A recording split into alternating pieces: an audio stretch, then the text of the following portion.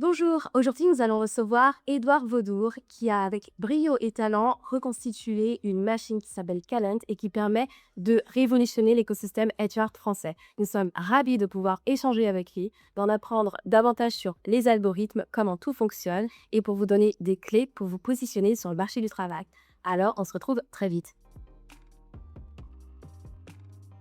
Bonjour, merci beaucoup Edouard, merci d'être avec nous pour ce deuxième épisode de Clever Talk. Alors aujourd'hui, on a la chance d'avoir un expert qui s'illustre dans le nouveau écosystème du HR Tech. Est-ce que en quelques mots, Edouard, tu peux te présenter? Bonjour Jennifer, ravi, d'être dans tes premiers podcastés. Écoute, donc moi je suis Édouard, je suis le CEO de Calent. Calent, c'est un copilote IA de recrutement, pour donner des super pouvoirs aux recruteurs. Et moi j'ai fait, 10 ans en start-up, plutôt sur des postes, de ce qu'on appelle Head of Growth. Donc c'est vraiment pour, aider les commerciaux à générer en fait, des leads, du business. Et en fait, j'ai transposé un petit peu, ma science que j'avais, pu, mettre en place sur les commerciaux, que j'ai transposé, sur les recruteurs. Mmh. Et là, nous, en fait, on est une équipe de 7. On est, full remote, donc assez flexible sur le sur les règles de travail. Et on a un peu plus d'1 an et demi d'existence. Et là, maintenant, on a un peu plus de 200 clients. Donc on accompagne, que ça peut être, à la fois, même des recruteurs indépendants, jusqu'aux grands groupes, en passant par les cabinets de recrutement. Donc l'idée, c'est, en fait, si tu as un besoin de recrutement, tu peux passer par Calent, où tu auras un matching sur plus de 100 millions de profils, à partir de n'importe quelle annonce d'emploi. Et ensuite, en fait, on va aider, les recruteurs à mieux chasser, notamment, par des séquences d'automatisation, donc LinkedIn, email, WhatsApp, ce qui permet, en fait, d'avoir 60 de taux de réponse. Donc voilà, on va vraiment, aider, et faire en sorte que les recruteurs, puissent obtenir plus de taux de réponse, des talents et des candidats. Mmh. Et on résout surtout aussi à la partie, matching et un peu, hyper segmentation. Enfin, l'idée, en gros, c'est vraiment, comment je fais, en fait, quand je suis un recruteur pour trouver le bon talent, et pour avoir justement, le bon matching, pour proposer la bonne opportunité, quoi.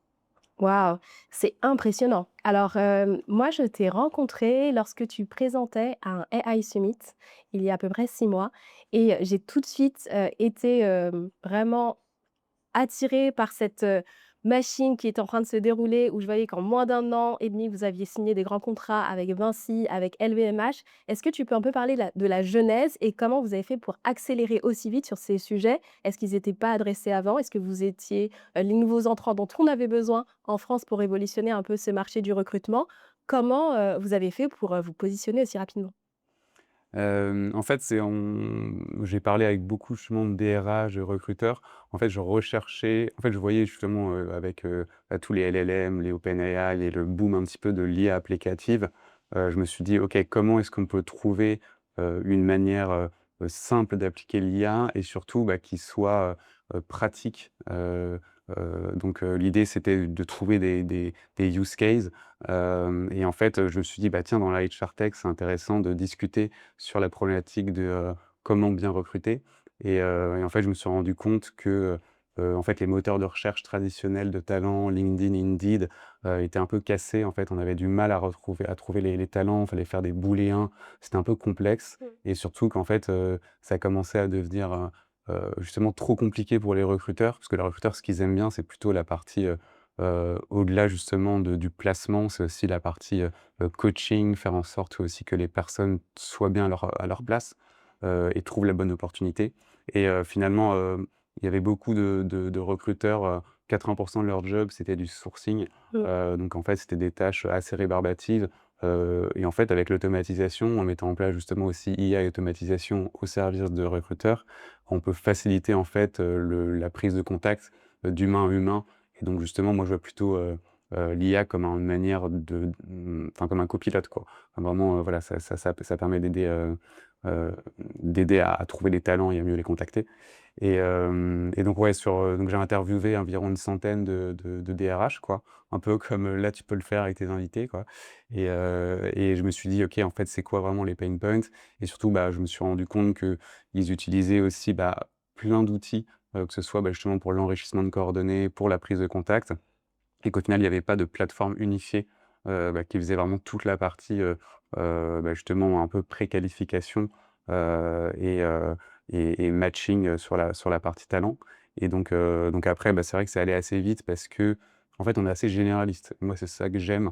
C'est-à-dire que, on peut aider, bah, par exemple, la SNCF pour aller rechercher des conducteurs de train, tout comme, bah, justement des conducteurs de travaux pour Vinci, quoi. Donc il y a vraiment, voilà, le fait qu'on soit assez généraliste fait que, au final, on peut tester plein de sourcing, et ce qui rend aussi, bah, moi, mon métier passionnant, quoi. Parce que je vois des use cases, bah, très divers, sur tout type de métier, et j'ai l'impression d'être aussi un peu, tu vois, au début, enfin, au niveau je vois tout ce qui se passe en termes de sourcing, d'offres d'emploi, donc c'est passionnant aussi parce que je vois les métiers les plus pénuriques, les régions les plus pénuriques, et j'essaye de faire en sorte que le recruteur puisse trouver la perle rare, quoi. Mmh. Donc ça, c'est vrai que c'est assez plaisant, bah, aussi intellectuellement de voir d'essayer de trouver, voilà, l'aiguille dans la botte de foin, quoi. Donc ça, c'est assez bien. Et donc voilà, et après, bah, là, c'est vrai que bah, souvent enfin, j'aide aussi, enfin, en fait, je construis aussi beaucoup, avec mes clients la solution, quoi. Donc au début, c'était pas mal aussi de phase de pilote et tout pour faire en sorte que, bah, justement les recruteurs puissent, gagner du temps sur cette partie-là. Et donc résultat, bah, ce qui est bien, c'est que, et je pense que c'est aussi un peu ce qu'on voit avec l'IA, quoi, c'est que, ça permet d'accélérer aussi sur des processus. Et donc là, nous, c'est vraiment accélérer le temps, entre, OK, un besoin de recrutement et en fait, un placement, quoi, ou en fait une personne qui a été recrutée grâce, en fait, à générer des dizaines d'interviews qualifiées. Hem Et donc voilà, nous, on réduit vraiment, bah, ouais, par 3 ce temps de recrutement. Il y avait une statistique aussi intéressante, qui montrait que, en fait, pour chaque poste qui n'est pas pourvu dans une entreprise, on perd jusqu'à 3 000 € par semaine, quoi. Donc en fait, il y a vraiment un coût. Le fait de justement d'avoir un emploi qui est pas pourvu dans une entreprise, c'est un vrai coût, quoi. Donc c'est aussi important de mettre tout en œuvre pour, en fait, essayer de le faire rapidement. Par contre, c'est vrai que ma méthodologie, elle passe pas mal aussi par, bah, le fait aussi d'être proactif, justement côté recruteur. Il faut pas non plus se contenter, parce qu'en gros, justement, quand tu veux recruter, donc soit tu as la partie, on va dire, tout ce qui est inbound, donc en fait, tout ce qui est justement, recevoir des candidatures, donc là, c'est plutôt la marque employeur, le site carrière, via des job slots. Mais ça, souvent, ça suffit pas. Après, il y a la cooptation qui peut aussi être, très bien. Mais nous, vraiment, on va être à intervenir vraiment sur la partie, bah, chasse de tête. Donc l'idée, c'est vraiment, OK, bah, je vais contacter des personnes qui sont, pour la plupart, des profils passifs encore en poste. Donc moi, je suis plutôt pour fluidifier le marché du travail. Hem et faire en sorte que, bah, les personnes puissent aussi, un peu jump sur la prochaine opportunité, quoi. Parce qu'en fait, on se rend compte que oui, il y a des supers opportunités, et donc le fait aussi d'avoir un matching bien ciblé, bah, les talents généralement, bah, ils sont contents de recevoir des bonnes opportunités, quoi. Donc voilà, nous c'est vraiment là-dessus qu'on va jouer, c'est vraiment, voilà, booster un petit peu augmenter un petit peu les recruteurs, pour qu'ils puissent aller plutôt d'ailleurs sur la partie, coaching, hein, que tu connais bien. Et je pense que là aussi, ça c'est un des enjeux, le fait que, de plus en plus justement toute cette partie sourcing automatisée, bah, en fait ça va aller de plus en plus vite, et on va plus, se concentrer sur, le talent du recruteur quelque part. Ça va être plutôt, bah, justement de coacher le candidat, pour le mettre à l'aise, pour faire en sorte qu'il y a un bon culture fit, pour qu'il soit bon sur la partie storytelling, pour faire en sorte justement que, bah, qu'il soit prêt pour l'entretien, quoi. Ou qu'il soit prêt aussi psychologiquement à passer aussi à la prochaine étape ou à changer de job, quoi. Donc ça c'est Ouais, c'est hyper, pertinent ce que tu dis parce que finalement, tu as identifié que le marché était fragmenté, qu'on avait des problématiques d'automatisation, donc tu as réuni le meilleur des 2 mondes pour finalement avoir plus d'humains, ouais. et on s'y attend pas quand on met en place un outil, HR Tech où il y a de l'IA, finalement que, la volonté ce soit qu'on s'en serve comme d'un outil. Est-ce que tu as eu, des, réactions qui étaient, plutôt des freins à l'utilisation de la nouvelle plateforme? Ou est-ce que ça a été tout de suite très fluide puisque vous étiez dans un système de co-création, Oui. ce que j'ai cru comprendre, dans un système de co-création, et comment ça a été d'avancer, sur ce process? Combien de temps ça a pris? Est-ce que c'était plutôt 6 mois, 1 an de co-création? Hem En fait, c'est allé assez vite, parce qu'en fait, on était dans une boucle de feedback, c'est vraiment en mode start-up où en fait, on nous donnait un feedback et dans la nuit, on codait la fonctionnalité, quoi. Donc en fait, on Waouh! a pu vraiment en 2-3 semaines essayer vraiment d'avoir un bon MVP et donc ça permettait aussi, parce qu'en fait, je savais aussi ce qui marchait pour les commerciaux, quoi. Le fait d'avoir, une bonne des bo enfin de la bonne data, des coordonnées, d'utiliser aussi un maximum de canaux, d'avoir des bonnes approches bien ciblées et en fait, voilà, enfin, on a pu vraiment accélérer, assez rapidement là-dessus. Et après, bah, les learnings, c'était aussi que, enfin, nous l'enjeu, il est aussi, ben, de former aussi les personnes quelque part, parfois à la chasse de tête, quoi. Souvent dans les grands groupes, ils ont pas forcément l'habitude de le faire, c'est un des enjeux aussi, c'est les former à la chasse de tête, et notamment par exemple, tu vois le fait de connecter son WhatsApp, pour aller, justement, bah, proposer un job à un candidat. Bah, parfois il y avait des, enfin, on a dû expliquer, de montrer qu'en fait, on avait 60 de taux de réponse avec WhatsApp, donc Mmh. c'était intéressant de le mettre en place. Donc voilà, il y a pas mal d'onboarding sur juste l'aspect, heu, OK, bah, nous, on connaît les meilleurs canaux qui transforment, donc bah, faites-nous confiance pour mettre en place ce genre de canaux. Donc là-dessus, sur quelques groupes, il y avait un peu ce challenge-là d'accompagner et de former sur la méthodologie, et le fait hem, que les personnes aussi soient encore en poste. Donc c'est comme la prospection commerciale et potentiellement aussi, il y aura des personnes qui sont pas du tout intéressées parce qu'elles sont heureuses là où elles sont, quoi, et ça, tant mieux. Mais en tout cas, voilà, c'est vrai que ça coûte rien de leur proposer, en fait, une nouvelle opportunité, quoi. Et quel est le pourcentage de personnes en poste, finalement, que vous allez plus ou moins débaucher, versus le pourcentage de personnes passives, enfin, en tout cas, identifiées comme passives, qui vont être, dans ce vivier, de sourcing, de talents? Ouais, nous, on a à peu près, 5 à 10 de open to work, quoi. Enfin, vraiment des profils qui sont, à l'écoute d'opportunités et qui l'indiquent. Et ensuite, après, le reste, c'est la majorité, c'est des personnes qui sont encore en poste. Après, nous, on a aussi des signaux, qui nous font dire que la personne peut être, en fait, plus à l'écoute du marché. Notamment, justement, le fait aussi de, d'avoir un portfolio de projets, de poster régulièrement sur LinkedIn, voilà, on a aussi des signaux d'intention, quoi, aussi, et on sait qu'on va moins transformer en tant que recruteur, sur des personnes, bah, qui ont été recrutées récemment, avec, moins d'1 an, 2 ans de prise de poste, quoi. Donc, Mmh. ouais, il y a plein de signaux aussi qui font que, parfois, on sent que c'est le bon timing aussi. Et après, ce qui marche très bien aussi, c'est de cibler en fonction des typologies de boîtes.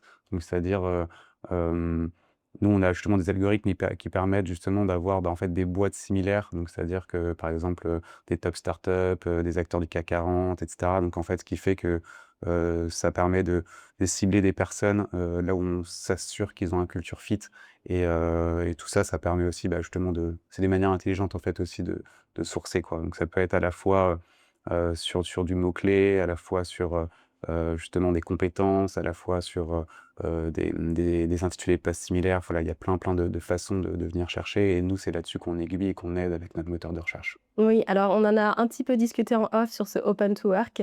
On va favoriser les signaux faibles, du coup, de ce que tu nous dis, Ouais. au lieu d'afficher clairement, qu'on est open to work. Est-ce que c'est plutôt la meilleure stratégie si on veut se mettre en avant, se rendre visible de la bonne manière, en tout cas pour se rendre attractive et être recruté aujourd'hui? Bah, nous, ce qu'on a observé, c'est que, bah, par exemple, aux États-Unis, c'est hyper bien perçu d'être open to work et en fait, ça débloque beaucoup d'opportunités. Et en France et en Europe, en vrai, c'est pas enfin, justement, l'indiquer, aussi clairement, ça peut justement même faire peur, parfois aussi à des recruteurs, quoi. Parce qu'en fait, ça va tout de suite soulever plein de questions, qu'on veut pas forcément, en fait, en entretien de, «OK, mais pourquoi est-ce que vous êtes à l'écoute du marché de cette manière-là?» Et donc en fait, ouais, je recommanderais pas la bannière open to work, de manière aussi visible. Par contre, voilà, l'idée, c'est quand même de renseigner son profil, de la meilleure des manières avec un maximum de mots-clés et tout de bien adapter, par exemple, si je sais que je veux aller, travailler en start-up, bah, je vais plutôt mettre mon nom, mon job title en anglais, avec, justement, je vais peut-être m'appeler, heu, SDR ou sales, par contre, si je veux, plutôt être en PME, je vais m'appeler commercial terrain. Donc en fait, c'est aussi bien s'adapter au vocabulaire, aussi dans les mots-clés, et se mettre à la place aussi d'un recruteur, quoi, et de la typologie qu'il peut chercher. Hem Et après, bah, ouais, surtout aussi se faire, je pense que enfin, une des tendances aussi intéressantes justement, c'est aussi la partie coaching. Même moi en tant que CEO, je me fais coacher, quoi, et je découvre aussi, à quel point ça a aussi des bienfaits.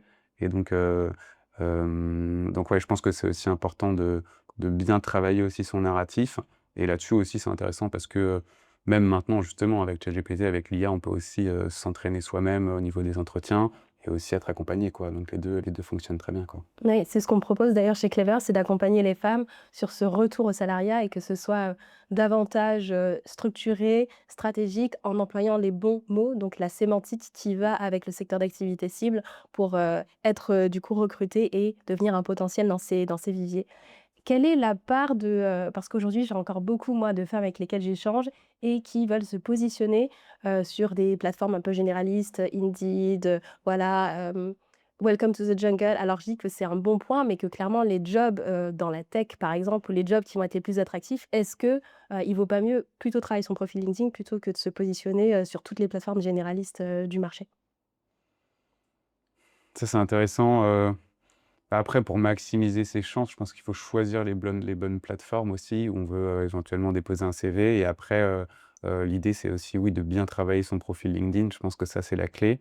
Il y a aussi, heu, alors après, c'est aussi peut-être un biais de recrutement que j'ai parce que enfin, je recrute aussi, moi, dans mon équipe, beaucoup enfin, plutôt au mérite, au fait de montrer aussi ce qu'on a fait. Et ça, je pense que c'est quelque chose qui est important. Heu de pas justement de pas hésiter à montrer les projets qu'on a faits, que ce soit, bah, sur GitHub quand on est en tech ou sur LinkedIn. Parce que comme ça, en fait, on va pouvoir aussi, bah, montrer son expertise, heu et ça, ce sera, bah, ça aura beaucoup de valeur, en fait, pour le recruteur, quoi. Le fait de pas forcément justement avoir aussi une position attentiste et essayer de justement de diffuser, de poster régulièrement, et de montrer un petit peu les projets similaires qu'on a pu faire. Et comme ça, en fait, c'est toujours bien parce que ça fera la différence entre un profil, où on sent qu'il est passionné et qui partage, et quelqu'un, en fait, qui a pas forcément, bien communiqué sur ses projets. Donc ça fait clairement la différence aussi entre différents profils, quoi. Mmh. Et est-ce qu'on s'illustre davantage quand on communique sur son track record versus est-ce qu'on est davantage recruté sur son potentiel? Parce qu'il y a un peu ce débat-là, est-ce que, finalement, on emploie les gens pour ce qu'ils vont apporter à l'entreprise, comment ils vont la faire grandir et leur capacité à s'adapter? Ou alors on va juste se dire: «OK, c'était un bon fit, dans une autre entreprise, il a travaillé sur les mêmes projets, il a pu les développer, donc on va les reprendre pour faire du plug and play». Qu'est-ce que tu en penses toi? C'est plus le track record ou le potentiel? Hem Ça, s'il y a les 2, tant mieux. Non, mais après, bah, nous, c'est tout l'enjeu, on est en train justement de le mettre dans notre algorithme, quoi. Le fait de OK, en fait, je recherche par exemple, je sais pas moi, un directeur commercial, à quel point est-ce que je vais élargir la recherche pour prendre un account exécutif ou un account manager senior qui a la potentialité de devenir directeur commercial, quoi. Mmh. Donc nous, on essaye aussi, bah, justement de présenter avec, justement une smart search, en fait, l'étendue, des potentialités. Et là, je pense que ça dépend beaucoup de la culture de boîte aussi. Est-ce que ce sont des, justement, est-ce qu'en fait, c'est une boîte qui va plutôt, miser sur des talents et porter les potentiels? Après, ça veut dire aussi avoir les bons managers, avoir les bons process de formation, ou est-ce que c'est une boîte qui va plutôt, recruter, bah, des profils, look-alike similaires? Mmh. Exactement, quoi. Donc en fait, je pense que ça dépend aussi de est-ce que la boîte est en capacité de faire évoluer les potentiels, quoi? Bah, ce qui devrait être souhaitable et justement, je pense que c'est les boîtes qui misent, plus sur le potentiel, résultat, vont plus peut-être retenir les talents parce qu'en fait, le talent pourra s'épanouir pleinement, en termes de potentialité, quoi. Donc alors que, peut-être que si quelqu'un est juste expert dans son domaine, peut-être qu'il va se lasser plus vite, Ouais. dans son poste, quoi. Mmh. C'est sûr et j'aimerais bien qu'on rentre un petit peu, sous le capot de la machine. Comment fonctionnent vraiment les algorithmes? Comment on arrive à, mettre les filtres? Quels sont les filtres qui sont mis? Est-ce qu'il y a que l'IA qui choisit? Est-ce que c'est vous qui allez, un peu déterminer comment, on va filtrer les bons candidats, comment on va faire le matching? Est-ce que tu peux nous expliquer comment ça fonctionne, de l'autre côté, du rideau? Ouais. Bah, nous, en fait, on a testé plusieurs approches. C'est pour ça on s'est dit: «Bah, jusqu'à quel point l'IA peut tout automatiser?» Donc au début, en fait, on s'était dit: «OK, on va mettre juste une annonce d'emploi. Nous, on va pouvoir, directement présélectionner tous les profils et ensuite, même ça pouvait être enfin nous, notre compte ou une IA qui contacte tout». Mais ça, en fait, en termes de taux de conversion, ça marche pas parce que les gens, ils ont besoin que en fait, ce soit un recruteur qui parle aussi à un candidat et en fait, même les recruteurs ont quand même, cette connaissance, Mmh. pour venir sourcer et sélectionner, quoi. Donc finalement, nous, on est un petit peu, on est un peu comme le Tinder du recrutement, quoi. Notre matching, il est basé sur le contexte de l'annonce. Le contexte de l'annonce, ça va être, bah, surtout des mots-clés, donc en fait, bah, oui, un titre de poste, une localisation, des années d'expérience, on a une dizaine de filtres, quoi, qui sont assez classiques, et après, en fait, on va proposer un nombre de viviers de talents et c'est là où aussi intervient la sélection, quoi. Mmh. Et en fait, ce qu'on a remarqué, ce qui marche, c'est plutôt le recruteur qui vient faire la sélection, qui vient sélectionner justement les profils qu'il souhaite contacter et ensuite le recruteur qui valide les messages qu'on va lui proposer, quoi et qui peut aussi modifier aussi les messages et comme ça, en fait, c'est pour ça que nous, la meilleure formule qui marche, c'est pas justement le côté, bah, purement agentique IA où c'est vraiment OK, tout est fait en automatique parce que ça marche pas, en fait, on remarque. C'est plutôt OK de se dire: «OK, en fait, on va pouvoir, bah, facilement rechercher, facilement sourcer, facilement sélectionner et ensuite, bah, aussi, valider les messages, selon les approches et là aussi, plus on va personnaliser, mieux ça sera. Et nous, pourquoi on a beaucoup de taux de réponse aussi, c'est parce que les algorithmes qui sont faits actuellement, bah, notamment justement avec le moteur de recherche LinkedIn qui sont pas hyper pertinents, font que finalement il y a parfois des ça a dû ça arrive à tout le monde, mais et c'est pareil dans le commercial aussi, mais parfois en fait on est démarché alors qu'en fait ça matche pas du tout en fait, Mmh. son type de poste, son envie et cetera. Donc nous on essaie vraiment de résoudre ce problème-là et une fois que ce problème est résolu, bah, finalement, si l'opportunité est bonne, de toute façon, le talent va plutôt être flatté d'avoir cette opportunité-là et il va, voilà, soit va décliner poliment, soit va dire: «Ah bah, OK, je suis quand même intéressé pour qu'on en discute au téléphone, quoi». Donc heu donc voilà, en fait, je pense que, il y a enfin et après nous, en fait, la façon dont les algorithmes marchent aussi, c'est il y a des suggestions. Donc là, on est en train de faire aussi des suggestions intelligentes pour essayer, bah, justement d'aller trouver des ce qu'on appelle des profils look-alike, quoi, des Ouais. profils similaires qui pourraient matcher. Et donc là, bah, il y a pas mal de choses, mais je ne vais pas Oui, non. je vais pas rentrer dans la vectorisation, dans les trucs trop complexes, quoi. C'est déjà très bien, c'est super, ça nous donne, une bonne vision d'ensemble. Quelle est la moyenne d'âge, des personnes dans le vivier de talents, que vous avez pu observer, ces derniers recrutements? Hem, Ça dépend vraiment du type de poste, recherché, quoi. Vraiment, vraiment, parce qu'en fait, nous, on peut travailler, là, nous, ce qu'on remarque, c'est en ce moment, alors justement pour les personnes, alors si c'est jouable et s'ils peuvent se former là-dessus, mais c'est vrai que, bah, nous, les sourcings les plus tapés chez nous, en fait et les plus demandés côté recrutement, et les plus pénuriques en France, on a beaucoup, tout ce qui est, expert comptable, tout ce qui est, développeur bien évidemment, développeur JavaScript, développeur, tout ce qui est aussi consultant SAP, parce que je crois que SAP c'est une grosse refonte, donc en fait il y a des niches comme ça où en fait c'est très demandé. Donc il y a après, ouais, tout ce qui est aussi, bah, oui, chef de projet, il y a énormément de voilà, donc tout ça, c'est enfin, en fait, il y a plein de métiers assez pénuriques. Donc aussi, ouais, d'où l'intérêt de bien se renseigner sur un petit peu les métiers d'avenir, les métiers qui sont porteurs, et pas hésiter justement à se former, quoi. Moi, notamment, j'avais fait le wagon, pour me former justement à tout ce qui est code et ce je trouve que c'était aussi une bonne expérience de continuer à se former tout au long de sa vie, quoi. Mmh. Donc donc c'est pour ça, enfin, on en revient aussi sur, OK, le track record, mais c'est important aussi d'avoir une ouverture d'esprit et de rester agile et d'essayer aussi de rester curieux et de se former tout au long de sa vie, quoi. Parce que, hem, toutes les carrières ne sont pas linéaires, quoi, en fait, et c'est important aussi de savoir se remettre en question, de savoir se faire coacher, et de savoir aussi se former et ensuite après, bah, voilà, regarder un petit peu aussi, les opportunités, et un petit peu justement, bah, les milieux qui sont les plus dynamiques, quoi. Mmh. Est-ce que tu penses que c'est un marché d'experts ou de généralistes? Moi, j'accompagne beaucoup de femmes qui ont des profils dits généralistes, donc plutôt marketing, communication, finance ou conseil. Mais j'ai remarqué que c'était quand même un peu plus compliqué, de les aider à bien se positionner parce qu'on est davantage dans, selon moi, un marché d'expertise où l'ultra spécialisation va être davantage recherchée. Est-ce que c'est une tendance que tu as aussi observée ou pas trop? Bah, je pense qu'on aime bien aussi, bah, comprendre rapidement l'expertise du profil. Donc c'est important aussi, ouais, de savoir bien identifier ses forces et bien les mettre en avant, quoi. Donc en fait, je pense que soit on va chercher des profils, bah, justement plutôt managers, donc là qui peuvent être généralistes et sinon après, ouais, sur les contributeurs individuels et les experts, bah, oui, c'est là où c'est important de quelque part aussi bien se brander, quoi. Donc vraiment comme une marque, quoi. Mmh. Donc justement peut-être, au lieu de se dire: «OK, je vais être, seulement, directrice marketing», non, je vais être, head of growth et je vais essayer de me renseigner sur tous les sujets de niche, sur justement trouver enfin la bonne orientation aussi. Donc ça je pense que c'est important et c'est là où c'est bien aussi de suivre un petit peu les tendances, quoi. Parce que oui, quelque part aussi, enfin, ouais, il y a quand même des tendances du marché, donc c'est aussi important de suivre les bonnes tendances et surtout aussi se former sur les bons outils. Et ne pas hésiter à les mettre justement, à les rajouter dans son profil LinkedIn sur les compétences. On remarque aussi que, enfin, il y a beaucoup de personnes qui recherchent, bah, notamment par exemple sur les fonctions marketing, est-ce qu'on a travaillé avec tel ou tel CRM?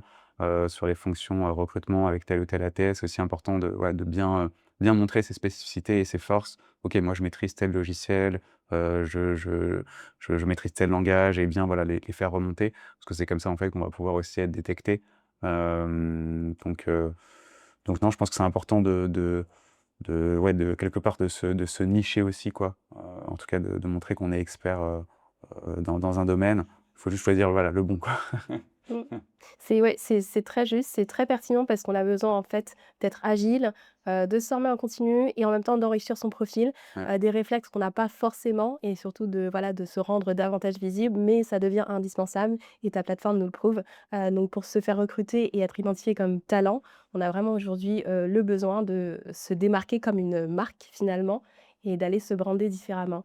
Je voudrais, maintenant qu'on aille voir un peu, sur les fonctionnalités, qui sont à venir parce que, on a hâte d'en savoir plus.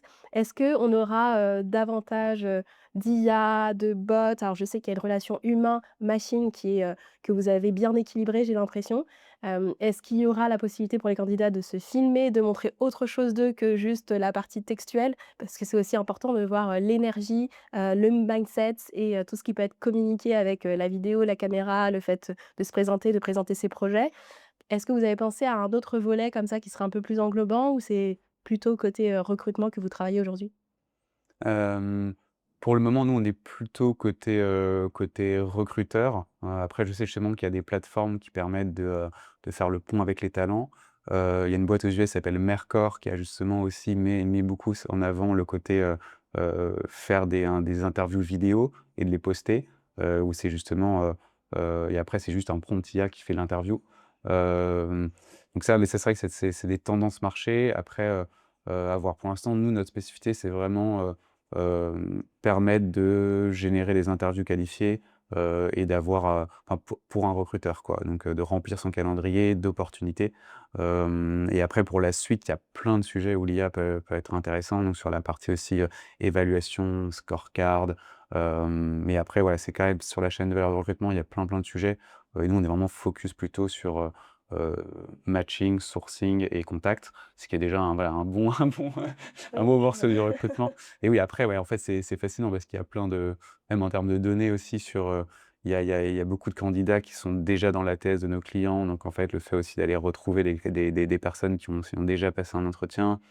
Il y a, ouais, ouais, c'est vrai qu'il y a plein de chantiers qu'on a identifiés aussi sur la partie IA, mais c'est là où justement il y a aussi plein de startups à créer. Mmh. Donc là-dessus, ouais, il y a plein de use cases sur toutes ces problématiques de talent acquisition. Et donc maintenant, vous avez réussi à conquérir, finalement, la France, assez rapidement, en tout cas. Est-ce que vous rêvez d'ailleurs? Est-ce que, vous êtes en train de vous positionner sur, voilà, d'autres secteurs, d'autres marchés, qui seraient aussi attractifs? Bah, nous, ouais, enfin, c'est vrai que le marché américain est quand même un marché, avec, énormément d'opportunités, de recruteurs, de besoins de recrutement, et c'est un marché aussi hyper dynamique. Donc nous, on essaie vraiment aussi de signer nos premiers clients, pour l'instant depuis la France. Donc ça, c'est tout un enjeu. Et ensuite après, bah, on est aussi en train d'ouvrir aussi aux pays francophones. Donc assez logiquement, là on est en Suisse, on va être en Belgique, au Canada. Donc voilà, pour l'instant, on va vraiment commencer sur le marché anglophone et francophone, quoi. Mmh. Donc on suit aussi de près l'Angleterre, c'est assez intéressant. Ils sont, historiquement, toute la chasse de tête aussi, ça vient de là-bas, donc ils ont énormément aussi de besoins de ce côté-là. Donc voilà, pour l'instant, c'est vraiment on regarde, et on commence justement à commercialiser, bah, voilà, sur l'Europe et les États-Unis. Et donc ouais, c'est assez passionnant, c'est des belles journées en termes de fuseaux horaires. Mais après, ouais, c'est génial d'avoir aussi, bah, des témoignages clients, aussi, de personnes, bah, qui ont pu, hyper facilement, en fait, trouver des talents et vraiment de faire en sorte que ouais, enfin, des belles histoires, des belles aventures se créent, quoi. Ça, c'est aussi enfin, justement, pour le coup, moi, je suis content d'avoir trouvé cet usage de l'IA parce que c'est quelque chose, bah, c'est une mission aussi qui est bien, quoi. Faire en sorte que, débloquer de nouvelles opportunités et faire en sorte que chacun soit heureux dans son job. C'est quand même, voilà, in fine, une mission qui est assez, qui est assez chouette, quoi. Mmh.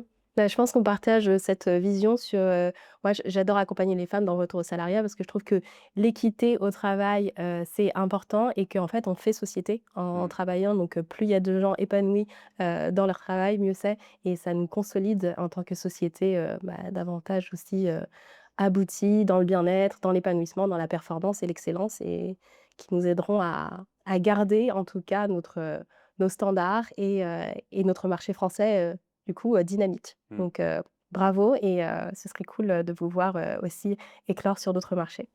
Alors maintenant, on va passer à la section, un peu, du tac au tac. OK. L'idée, c'est de répondre, vrai, faux le plus rapidement possible. Enfin, si tu veux, détailler avec, une phrase, c'est possible, mais c'est plutôt d'être, voilà, assez rapide. OK. Alors, est-ce que tu penses qu'un ATS automatisé suffit à garantir un recrutement équitable? Faux. Les messages multicanaux personnalisés doublent vraiment le taux de réponse. Vrai. Trop d'IA égale trop de distance avec le candidat. Mmh, ça dépend du contexte de l'IA. Mais non, vrai et faux. Pour recruter la génération Z, il faut exclusivement des outils tech. Faux. Mettre des KPI sur la diversité dès le début change tout. Vrai. Yes. Est-ce que tu peux un peu développer la dernière option, les KPIs sur la diversité? Est-ce que tu penses que ça a un impact sur le recrutement? Hem Alors, là-dessus, heu, bah, c'est plus des problématiques, RH, globales. Donc là-dessus, je pense que ce sera plus intéressant aussi d'en parler avec des personnes qui sont DRH en grand groupe, depuis plusieurs années. Mais en tout cas, oui, moi, c'est des pratiques marché, bah, que mes clients aussi, notamment en grand groupe, mettent en place et je pense que ça change tout, parce que, bah, c'est primordial de le faire, quoi. Donc hem, après voilà, il faut trouver aussi le juste équilibre. Je pense qu'aux États-Unis, peut-être que c'est peut-être un peu trop poussé aussi et nous on le voit aussi sur la donnée ou les filtres qui nous sont demandés. Mmh. Donc en fait, il faut trouver aussi le juste équilibre. Mais c'est vrai que c'est important de le faire, pour avoir justement, bah, en fait aussi des entreprises qui soient inclusives, quoi. Et c'est hyper bien que tu me pousses, l'idée du coup d'aller en discuter avec des DRH de grands groupes. Est-ce que tu aurais des noms avec lesquels vous travaillez? Pas forcément de DRH, mais des noms, d'entreprises comme ça je pourrais avoir, mon petit inventaire pour aller, leur discuter avec eux, échanger sur ces questions. Ouais, bien sûr, il y a Aurore Baudry de Foodles, Ouais. qui a aussi, bah, lancé aussi le marché anglais, donc enfin français et anglais, donc c'est intéressant aussi, qui a une bonne expertise sur la partie talent acquisition. Il y a aussi Morgan Conrad de Folk, OK. donc là, c'est aussi, ouais, plus sur la partie, enfin sur justement des startups qui ont eu sûrement des enjeux de scale, donc ça aussi, c'est intéressant en fait, qu'on passe rapidement, de 50 à 200 personnes et comment est-ce qu'on gère ça? Et après, bah, côté aussi recrutement, il y a Aline Chesta qui est chez Robert Walters. Donc c'est intéressant aussi d'avoir le point de vue aussi d'un cabinet sur Mmh. une personne qui a, des années d'expérience là-dessus. Donc ouais, c'est un petit peu mon top 3 mes recos, là-dessus. Merci mille fois. Passons maintenant au moment vision. Donc toi, en tant que visionnaire aujourd'hui, ta connaissance du marché, Quelle est ta plus grande appréhension, concernant, les usages et le futur du travail, aujourd'hui? Mes plus grandes appréhensions? C'est une question très vaste, hein. Je voulais pas D'accord. la conditionner aux agents IVA, mais Oui, c'est ça. prends le l'angle qui te sied. Hem, non, enfin, moi, quelque part, mes plus grandes appréhensions, c'est que, enfin, parfois, je trouve que les personnes, notamment en France, sont peut-être trop attachées au confort du CDI et ça aussi, ça peut être un piège, quoi. Mmh. C'est-à-dire que, justement, peut-être, on se refuse des opportunités, alors où on se plaît pas dans un job et on le fait juste par confort et facilité et résultat, en fait, on se refuse des opportunités de grandir, quoi. Donc heu je pense que c'est important, justement, d'être flexible et donc bah, de pas hésiter à répondre aux chasseurs de tête sur WhatsApp notamment. Non mais voilà, mais après c'est vrai que ouais, je trouve que, ouais, une de mes grandes craintes, c'est justement quand les gens sont trop attachés aussi, heu, enfin qui ouais, qui ne se enfin qui n'ouvrent pas un peu leur chakra sur la partie opportunité, quoi. Et Mmh. ça, je pense que c'est important. Hem et après, oui, bah, les craintes aussi parce que c'est vrai que, et on le voit bien, aussi un peu dans cette bulle tech qu'il y a quoi. C'est, je pense qu'il faut pas oublier justement aussi l'humain, Mmh.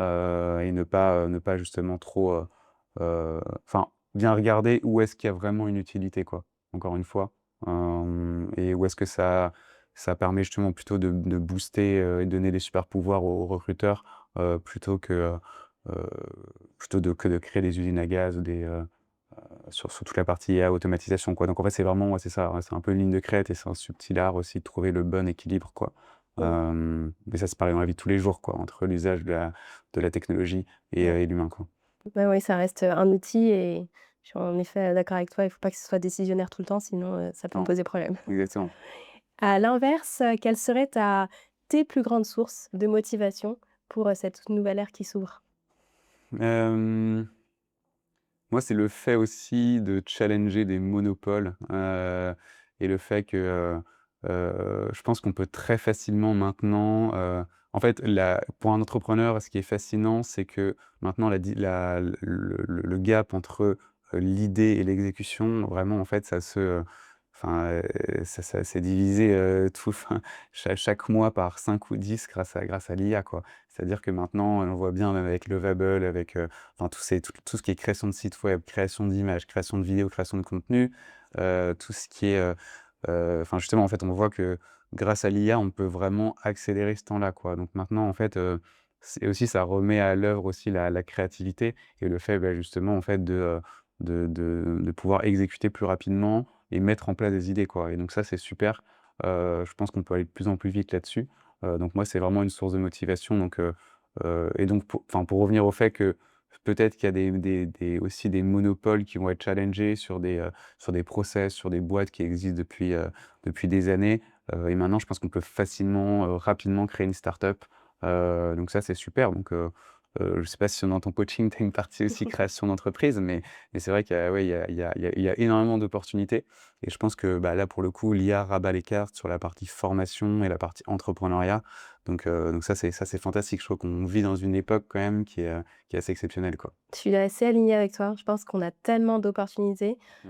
Il y en a qui sont frieux, il y en a qui sont frileux, il y en a d'autres qui ont envie d'embarquer dans la fusée aujourd'hui et en effet, on aura une partie, Clever Course, qui permettra de se former à l'IA plus rapidement, pouvoir, l'avoir, avec soi en tant qu'outil et pouvoir s'en servir intelligemment et ne pas, se laisser, justement, avaler par la machine, mais justement la maîtriser, pour en créer quelque chose de, une réussite, en tout cas professionnelle. Donc, bravo de l'avoir soulevé, merci beaucoup de nous donner l'occasion d'en parler. Merci beaucoup pour cet échange, Édouard, qui a été, vraiment très riche, de nous avoir partagé, les dessous des cartes finalement de ce que c'est un algorithme, comment vous avez réussi à, reconstituer différemment l'écosystème, français, HR, qui était, aujourd'hui plutôt, sur un mode traditionnel de gestion. Vous avez un peu réuni, j'ai l'impression, le meilleur des 2 mondes entre un Lemlist, un CRM, de l'automatisation, le tout dans une même machine et pour redonner sa place à l'humain et aux véritables relations et aux synergies entre personnes.